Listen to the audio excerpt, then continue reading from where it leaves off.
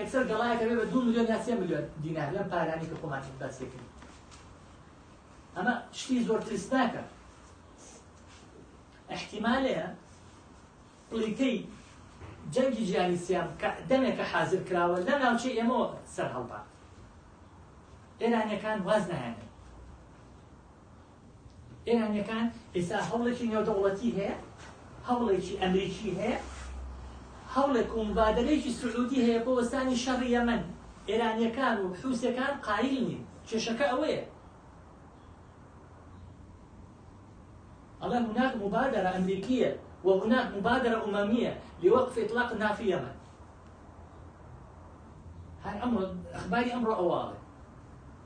شهر رجما في شغلة السعودية كان داوي مبادرة في سلامة كان. الله أمادين بالسلام. إيران لا يدفع الشغل. وضعك زور خطر.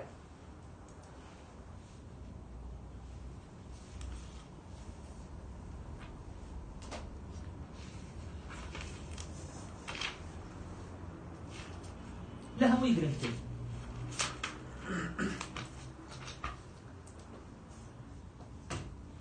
ئەوەی کە لە جیهانە هەیە لە 10 ساڵی پێشووە لە 2002 تاکو ئێستا تەکنۆلۆژیا و علم گەشتووەتە حەدێک لە ڕادە بە دەرخەیاڵاوی، بەڵام ئیعلانی نەکراوە.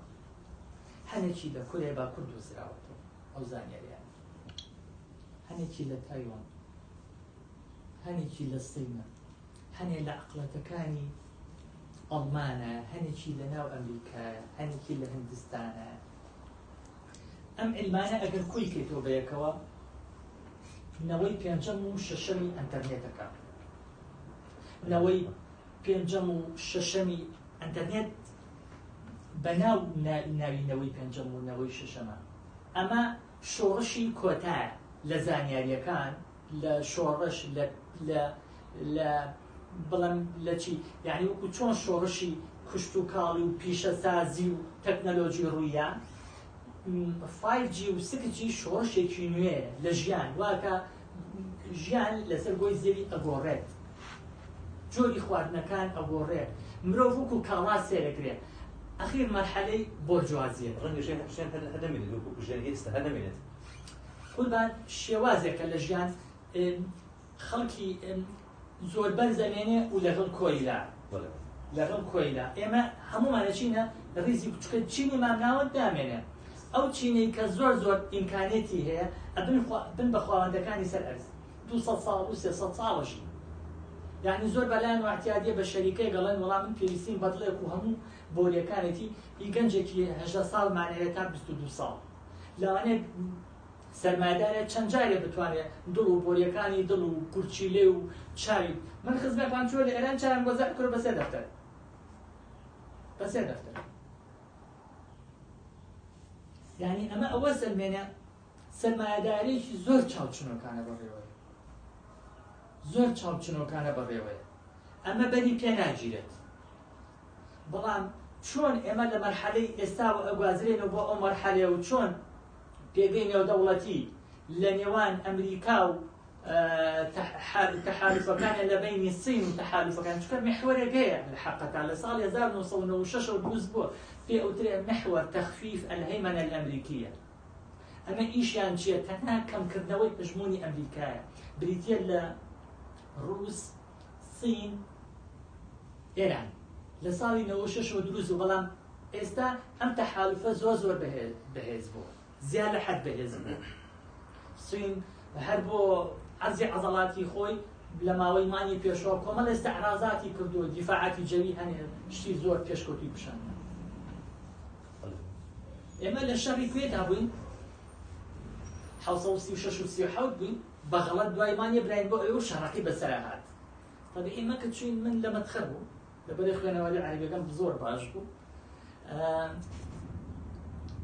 کوڕی گەنج و جوانە هاتن بۆ لامان، ئەمانە دیار بوون سپۆرت و ئەوە بوون. یانوت ئەوانە بەتەریاتی دیفاعی جەوهین ئاگاتان لێیان بێت، چیان بیست بیان نەنێ. قاعدەی سترێلامان هەبوو، بە تاریخاتە خوارەوە پێی خاتە سەرشانی، ڤۆڵگامان لا بوو، ساممان لا بوو، ئەمانە. هەتیابی شەو لیان ناین، هەتا بانی 1000 جار شایەتمانمان هێنا. هەزار جار کە ڕۆژ بۆ ئەمانەی تارەی ئەمریکی ئاگریان پێ و ئەڕۆشتە ترس نەما فیکە لێ دراو چونە ساحە بۆ بۆ عەرزی ئەوەی کە پیان ئازیدا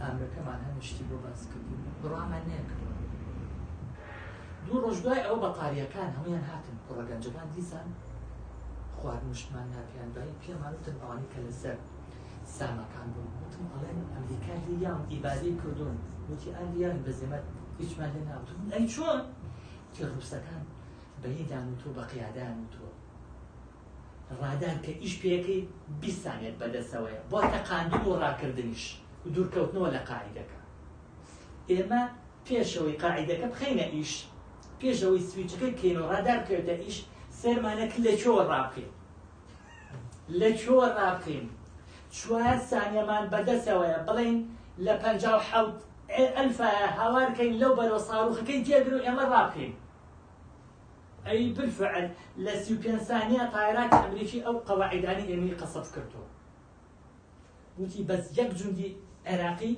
لە دیفاعاتی جەوی بەرنەکەوتووە ئەمە باسی سورعەی تەکنەلۆژی بۆ ئەەکەم یعنی هەموو شتێ وتی ڕووسەکان بە قیادی عێراقیان تۆکیانە وریابن ئەمریکەکان بەڵێ کەشتانەکە بەڵام 20 سانێتان بەدەستەوەی احتیاطیان ڕگرتووە بەس وتی لە 35 سانیا لیانە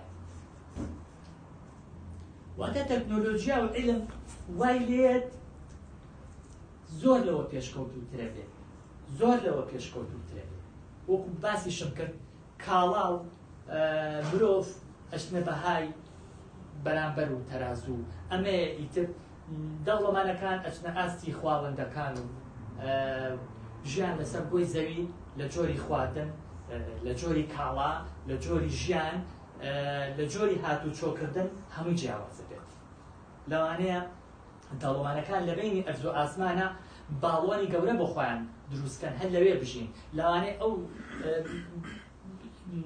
وەسائلی جوڵانەوە و تەحەروکیان ئەو تەحەروکەنیە کە بە ئێستا من ئەمە هەم تەنها ئەوە بوو کە لە کۆمەڵێ مەساعدە کۆم کردبووە من سوپاسدانەکەم و ئامادەشم ئەگەر پرسیارێک شتێدا من حەزم بە زۆر وتن و ئەوە نییە حەزمکەم بە شتەکان بە کورتی باسیکەم و تۆزێ جاری وای حەماتی ژەنگرێک بە باسی شتەکان سوپاسدانەکەم دەستە خۆش ئوستازیان بابەتێکی زۆر هەستیار و وەگەڵێکی ڕۆژ بوو بە دڵنیاییەوە ئەگەر یعنی من وەکو تاقیبێ بۆ تاڵکاریەک یا پشتیوانی بۆ قسەکانی جەنابێت ئێستا خۆمان نەزانین دوای ئەوەی کە ئەمریکا بۆ فترەیەکی زەمەنی یعنی خۆی واپشاننا کە تاکە هێزە ئەوەیە هەمومان دەرکی پێەکەین سین بە هێواشی لە ڕووی ئابووریەوە وەردەوردە وەگەڵێ تەشەنەی سەند پێشتر لە ئەفریقا زیاتر ئیستیسماری کرد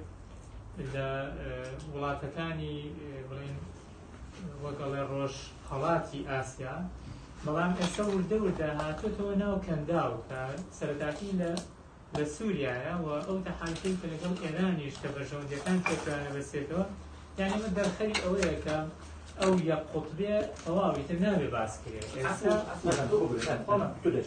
ئێستا ئەتوانین بڵێن چەند قوتبی هەیە یعنی ئەم چەند قوتبێ هەنێ جار تۆ وێنەکە بە گەورەی تەماشاکەی ئەڵێ ئەم چەند قوتبێ ئەگەر ئەمریکا بەلایەکدا بنین سین و رووسیا و هەنێ جار هەند باسەکرێ و دەوڵەتانی ئەوروپی کە مجتەمعەتەن جگە لە هێزە هەرێمایەتەکان کە ئێران و تورکیاش جارجار ئەیانەوێ مەسەڵەن مێسڵ ئێستا ئەوێت جۆرێک لە محور دروستکا لەگەڵ ئەردن و مبادلەیەکی عێراقی کردووە و یەک شت هەیە کە بە هێواشی ئەما چێتە پێشەوە مەسەلەی ئیسرائیل و کۆمەڵی لە دەوڵەتە عەرەبیەکانە کە ڕۆژ بە دوای ڕۆژ وەگەڵە وەزعەکانیان ئاسایی ئەکەنەوە یعنی ئەم جەنجاڵی کە هەیە فعلا تەکنەلۆژیا یەکێکە لەوانەی کە ئەتوانێت زۆر شت یەکلایی کاتەوە لە مەسلحەتی ئەمریکا بێ یا لە مەسلحەتی سین کە تەکنەلۆژیاژی زۆر بەقوتی هەیە یاخود رووسیاش کە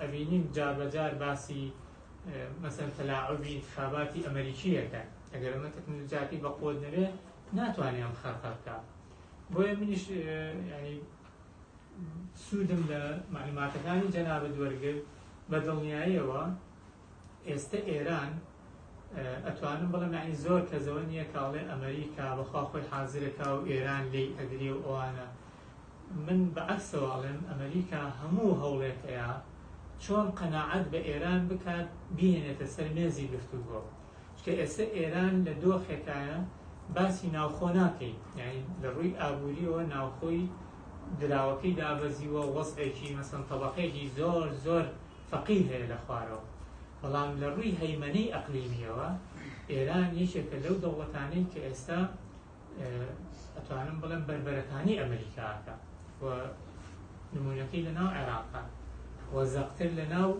یەمەنا کە تەئسیر لە شەرەیانی ئەمریکاکە ئەو ساروخانەی کە نییە بە سعودیەوە ئەمە وەگەڵە سمی ئەمریکایە کە هەیمەنەی ئەمریکا لەم مەنتیقەیە دوو هەدەفی سەرەکی یاوتان بڵێن چەند هەدەفێکە بەس لە دوو دێڕە خۆی ئەبینێتەوە دێڕێکیان دەڵێ ئێمە هەموو هەوڵێکمان ئەوەیە ئەم ناوچەی خەلیجە کە سەرۆت و سامانێکی زۆری تایە دەستی بگرین بەسەر هەدەفی دووهەمیان ئەوەیە کە دەستی ئەگرین بەسەریا وەک ئەوە وایە ئێمە خاوەنی مەطبەخێ بین بۆ کۆمەڵێک کەسیش پێویستی بە نان خواردن هەبێ کە من خاوەنی بووم ئەو کاتە من قەرارێم چی لێ بنرێ و کەی نان خواردن تەوزیعکرێ ئەویش هەیمەنەی نەوتی دەسەڵاتێکرێ بەدەستە بۆ کۆنتڕۆڵی مامەڵەکردنیشی پێوە ئەکات سپاس دەکەم من ویستم و ئیزافەیە بکەم طبعی ئەمریکا هەر شتێکە کات بەرنامەیان هێوە